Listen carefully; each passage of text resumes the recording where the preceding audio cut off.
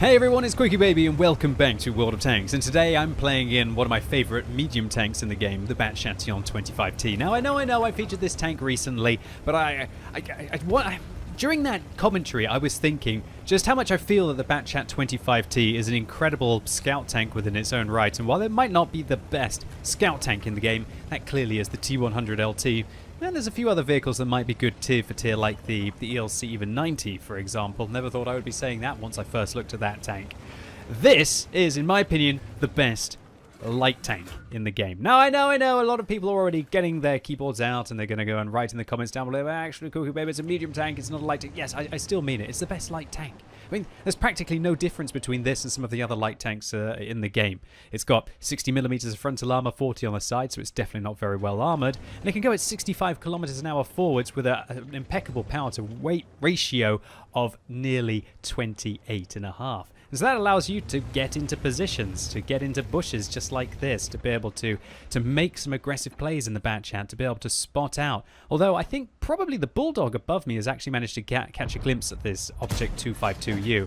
But can a tier 10 light tank do this? Can it put a round into the side of the 252U's turret reliably there and have about 250mm of penetration even at the 420 meters here? Now, if I was playing in a tier 10 light tank right now, well, that accuracy, wow, right into the side. Hopefully one is going to go in. Oh, where did that one actually go? I can't believe that didn't even hit. Okay, finally. Well, 2 out of 5, not bad, including a tracking shot that managed to give us a little bit of tracking there. But when you're playing in your tier 10 light tanks, they actually have 25% worse drop-off of their penetration over distance. It's absolutely brutal.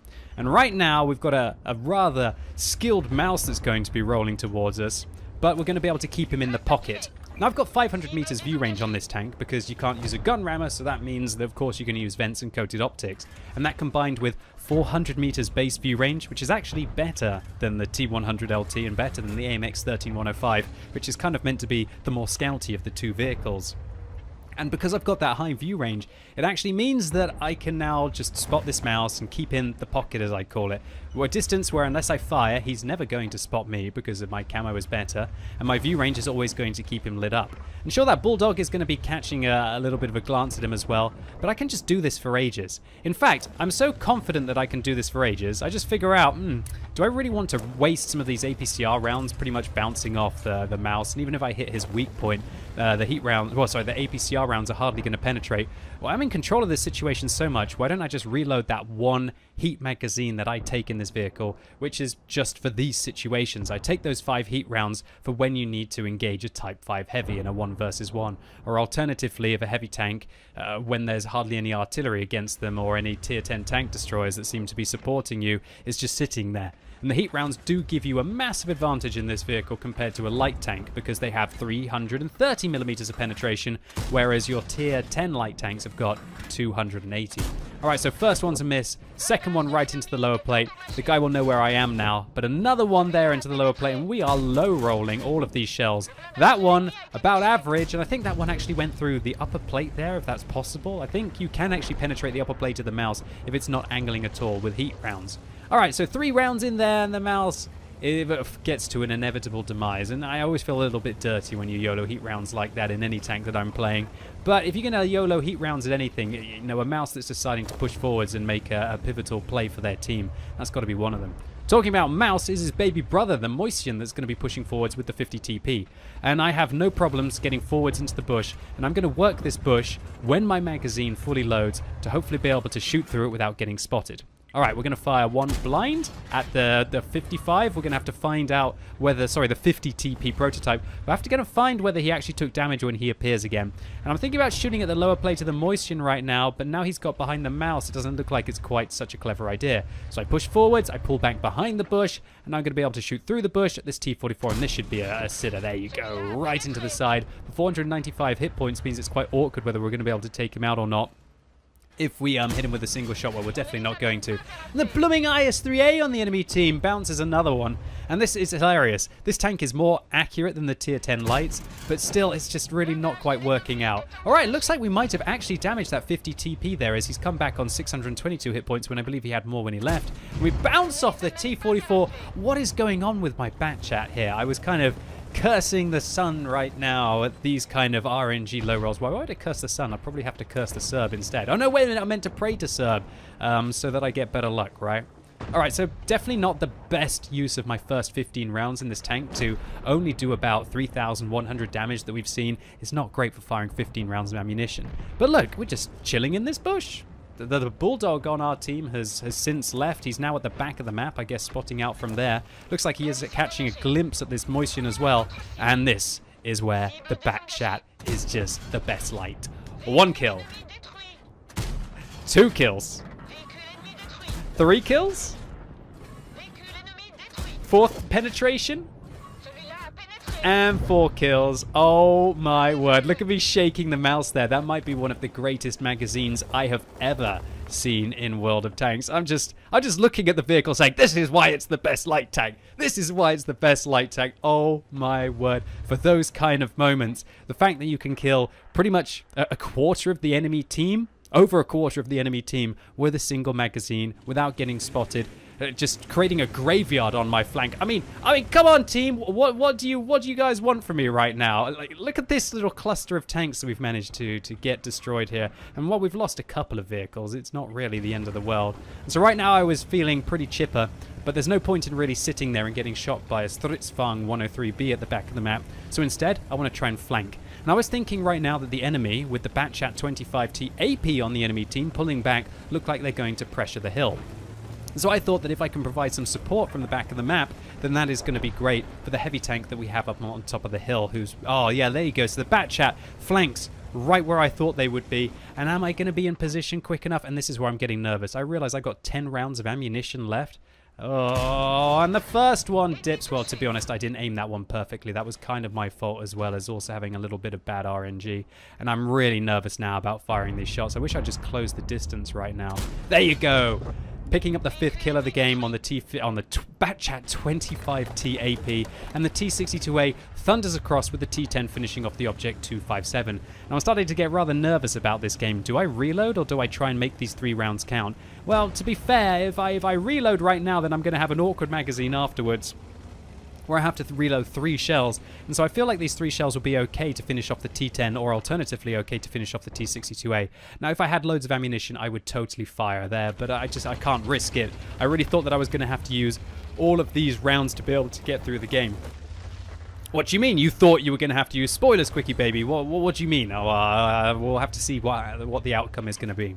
All right, so we spot 309 damage on the T10 here, and I'm just thinking, yeah, there you go. There's one for the guy. Surely the second one's going to go in when it's fully aimed. Nice. All right, with only a single shell left, now I'm going to go for a full reload. But our team is just wilting. It looks like that Stritzfang 103B has just cut through the flank. He's probably advanced into a location like this where he's been able to get some crossfire, and even though we're up to 4,500 damage and 2,400 spotting within the first half of this game, it's really not looking very good for us now. And unfortunately, the Bulldog is going to get caught out in a second, and it's just absolutely awkward. I was thinking right now, what can I do? What can I do? How can I manage to kill 5 tanks on the enemy team who have, and I know that the T62A still got half of his hit points left. It's not going to happen.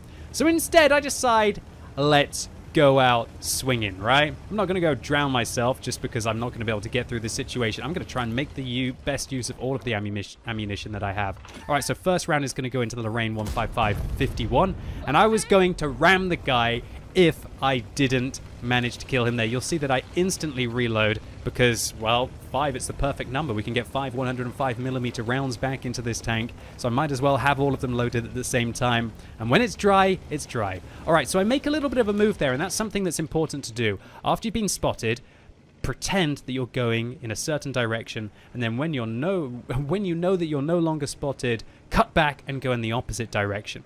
So that's exactly what we're doing here, and the T55A actually catches me out in the open, but I've got better view range than him, and it looks like my camera rating is also good as well. So I decide to use like one of the most tiny bushes I've ever seen. But because the Batchat isn't the biggest of tanks, in fact it's smaller than some light vehicles, it's going to work out. and they think I've gone up to the hill because I've baited them completely, or they think I'm in the corner. Well, I let the T-55A roll by. I want to take the tier 10 with me. I got 5 shells. Let's see if we can make them count. Oh dear, right to the side of the turret. That one into the hull though. T-62A reacts. There's my 3rd shell. We got 2 left. Let's go down swinging, boys and girls. Will we put 1 more into the T-55A? Yeah, we will. I raise my gun in the air. I press my F8 key, which tells my team that my ammunition is empty. And, well, job done. Radley Walters medal secured. That will at least give us a hero result here. And I don't think too much more can be expected than 7,000 damage and 2,400 spotting in that time. And I would argue that that amount of spotting was not for lack of trying. I think if our FE405 had maybe come across when he saw all of the vehicles advancing, he could have done a lot more damage than 1,444, that's for certain. And the only thing I really regret in this replay is that I was forced to fire so much at long range, because with the amount of ammunition that the Bat Chatillon carries, which is severely limited, you really need to make all of your shots count. But what could I do? Ask all of the enemies to, yes, just advance one by one, let me come in, do a whole circle, and then give me a minute to reload. Yeah, that would be a very good situation to be in. But I wanted to feature this replay today because I felt it was the quintessential round to show why, in my opinion, the Bat Chat is just the best tier 10 light tank. Just look at the Bat Chat at the end of the game, how we were able to hide in the smallest of bushes from tier 10 medium tanks that were only about 200 or 300 meters away from you. If you can find a bush, the Bat Chat is small enough to fit in it. The only real advantages that your tier 10 light tanks have is the increased camo rating to be able to get there, but only about 5 or at most 10%. The Bat Chat more than makes up for that with its increased durability, its magazine potential, and its penetration over long range. The fact that the Bat Chat still does, in my opinion, 90% of a scouting role that the best scouts on your team will be able to achieve, while still having about 80% of the damage capacity that a full-blooded tier 10 medium tank would have, truly makes this tank one of a kind. But then again, with tier 10 French wheeled light tanks on the horizon, maybe the original tier 10 French medium tank has got something to watch out for. Anyway, ladies and gents, that's it for today. I hope you enjoyed this video. If you did, give it a thumbs up, but if you hated it, give it a thumbs down. And let me know in the comments down below, what is the vehicle that you would choose to take into any situation if you had to have a one-on-one fight? And as always, thank you so much for watching. You've been epic, and hopefully I'll see you soon.